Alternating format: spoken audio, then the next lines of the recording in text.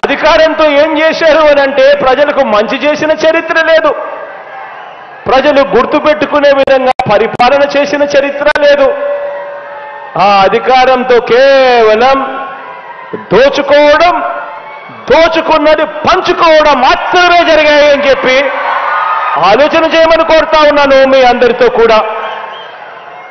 మీ బిడ్డ ప్రభుత్వంలో ఈ 55 నెలలుగా మీ బిడ్డ ఎలా చేయగలిగాడు? ఎందుకు ఆ 5 సంవత్సరాలలో గత ప్రభుత్వంలో ఎందుకు చేయలేకపోయారు వాళ్ళు అని ఆలోచన చేయమని మిమ్మల్ని అందరినీ కూడా కోరుతా ఉన్నా.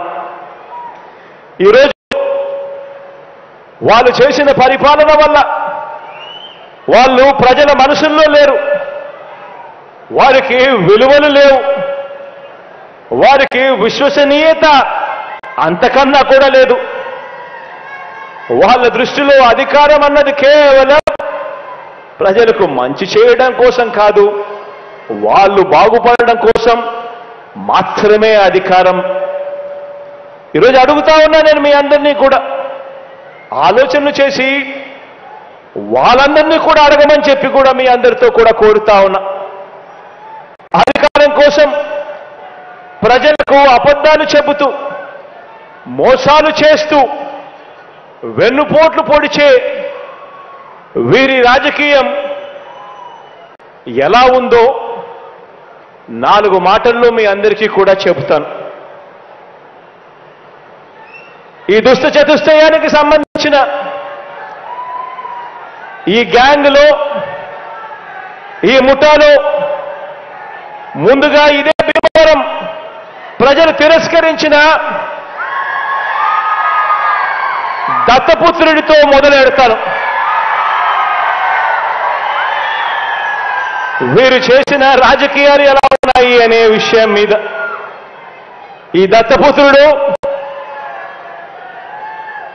పక్క రాష్ట్రంలో ఈయనది శాశ్వత నివాసం.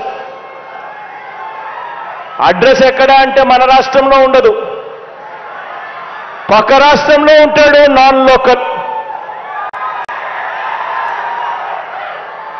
ఇంకా ఆశ్చర్యకరమైన విషయం ఏమిటో తెలుసా? పక్క రాష్ట్రంలో శాశ్వత నివాసం ఉంటూ పక్కవాడు సీఎం కావాలని ఏకంగా పార్టీ పెట్టిన వాడు బహుశా దేశ చరిత్రలో ఎవడో ఉండడు, ఈయన తప్ప.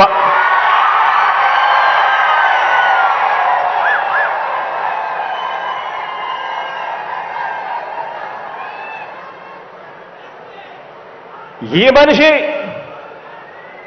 బాబు ముఖ్యమంత్రి అయితే చాలు, అవే నాకు 100 కోట్లు అని,